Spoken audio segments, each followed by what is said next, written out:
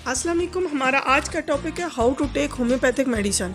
Homeopathic medicine कैसे लेनी चाहिए, होम्योपैथिक मेडिसन के दरमियान कितना वक्फा रखना चाहिए, और घर पर होम्योपैथिक अद्वियात को कैसे रखना चाहिए, और कैसे होम्योपैथिक अद्वियात हमें 100% ठीक कर देती हैं, और कौन सी खुराक होम्योपैथिक अद्वियात के असर को कम कर देती है, और क्या क्या हमें होम्योपैथिक अद्वियात खाते हुए दरमियान में खाना चाहिए और क्या नहीं खाना चाहिए इस ट्रीटमेंट के दरमियान। इसके बारे में मज़ीद डिटेल में जाने से पहले मेरी आपसे रिक्वेस्ट है कि अगर आपने मेरे चैनल को अभी तक सब्सक्राइब नहीं किया तो चैनल को सब्सक्राइब कर लें, और वीडियो अच्छी लगे तो लाइक भी कर दें, और दूसरे लोगों को शेयर करना मत भूलिएगा, क्योंकि ये जो है ये सदका जारिया है, और अगर आप शेयर करते हैं तो इसमें पूरा सदका जारिया में आपको भी हिस्सा मिलेगा।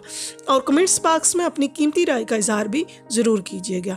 होम्योपैथिक अद्वियात कैसे लेनी चाहिए, अब इसके बारे में मज़ीद जो है वो डिटेल आपके साथ डिस्कस करती हूँ। तो आपने जब भी होम्योपैथिक मेडिसिन लेनी है तो उससे पहले आधा घंटा कोई चीज़ नहीं खानी, और होम्योपैथिक जो है वो जब आपने दवाई ले लेनी है तो उसके बाद भी आधा घंटा कोई चीज़ नहीं खानी। और होम्योपैथिक अद्वियात लेने से पहले कूली पानी के साथ ज़रूर कर लें। और इसके अलावा जो होम्योपैथिक मेडिसिन है उसमें शक्ल जो है वो पहली जो है वो पोटेंसी में 200 की, 30 की, 1 m की, cm की, ये मुख्तलिफ़ पोटेंसीज़ की होती हैं। और इनकी जो लेने का तरीका ये होता है कि इनको डायरेक्ट ज़बान के ऊपर 3 से 5 कतरे ज़बान के ऊपर डाल दें। अगर ज़बान के ऊपर अगर नीचे डालेंगे तो उसके और ज़्यादा अच्छे असरात आएंगे। और अगर कई दफ़ा ये होता है कि बच्चे या औरतें जो हैं वो कड़वा कहते हैं कि कड़वा है तो वो नहीं लेते, तो उसके लिए क्या करना है कि आपने 1 चम्मच पानी गर्म लेना है और उसके अंदर 3 से 5 कतरे जो है वो दवाई के डाल लेने हैं और वो पी लेने हैं। या इसके अलावा एक और है, होम्योपैथिक की छोटी छोटी गोलियाँ मिलती हैं जिनको ग्लोब्यूल्स कहते हैं।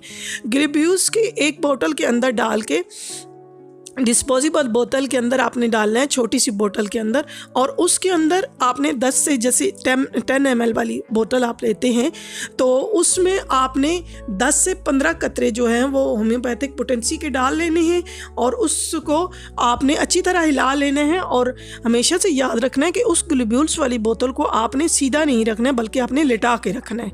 लिटा के रखने से ये होगा कि वो जो पोटेंसी आपने मेडिसिन डाली है वो उन सारे ग्लोब्यूल्स के अंदर तक पहुंच जाएगी और सब के अंदर जज़ब हो जाएगी। और इस तरह आपने वो जो दवाई है, ग्लोब्यूल्स हैं, वो आपने ढक्कन के अंदर डाल के या चम्मच के अंदर डाल के, जितनी आपके डॉक्टर ने डोज बताई है 3 से 5, 5 से 7 जो ग्लोब्यूल्स हैं ऐसे मुंह के अंदर डाल के तो आपने चूस लेने हैं। बेहतर ये होता है कि आप ढक्कन के अंदर ही डाल के आप मुंह के अंदर डाल लें। और इसके बाद जो है वो हमेशा आपने नीम गर्म पानी में आपने दवाई जो भी आपने लेनी है तो आपने नीम गर्म पानी में ही लेनी है। दूसरी दवाई है आपने मदर टेंचर जो होता है, इसकी बोतल जो होती है उसके ऊपर यहाँ पे जैसे आपको सामने लिखा हुआ दिखाई दे रहा है तो ये क्यू लिखा हुआ होता है, क्यू का निशान होता है। तो क्यू जो है वो आपने 10 से 20 कतरे तक आपने किसी भी बर्तन के अंदर, साफ़ सुथरे बर्तन के अंदर डालने हैं, और ऊपर नीम गर्म पानी, इतना गर्म पानी कि आप उसको एक एक घूंट करके पी सके, तो उस पानी के ऊपर डाल देना है। क्योंकि दवाई पहले डालने का मकसद ये है कि दवाई के ऊपर जब आप पानी डालेंगे तो दवाई अच्छी तरह हिल जाएगी, उसके अंदर मिक्स हो जाएगी, तो उसका असर जो है वो अच्छा होगा। और आपने हमेशा याद रखना है कि आपने साफ़ सुथरे कप के अंदर 20 तक कतरे डालने हैं, और डाल के आपने नीम गर्म पानी ऊपर से डालना है और आपने पी लेना है।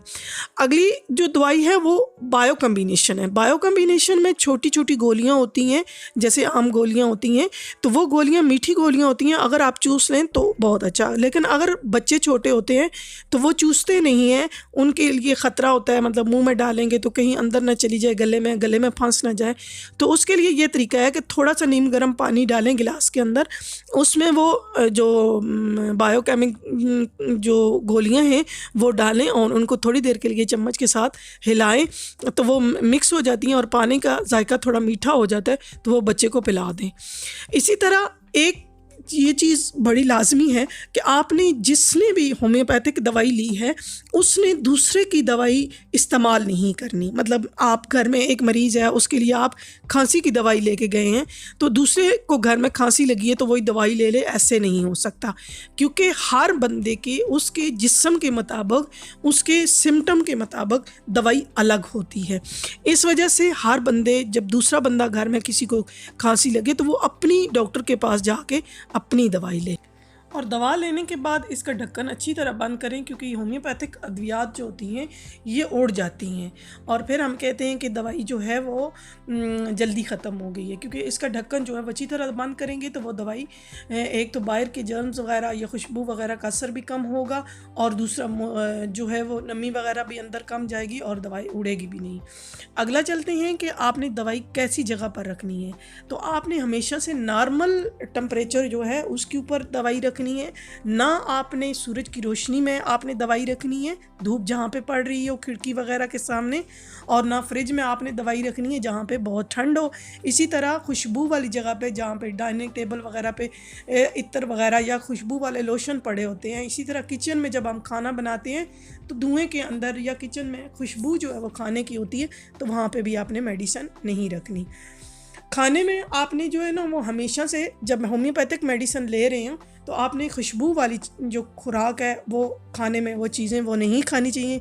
मसलन इलायची, कच्चा प्याज, थोम, अचार और तंबाकू, सिगरेट, गुटखा, पान, नशावर चीज़ें भी जो हैं वो भी, जैसे अल्कोहल वगैरह, चाय, चावल, एलोपैथिक अद्वियात जो है वो, इस तरह की चीज़ें जो हैं वो आपने नहीं लेनी।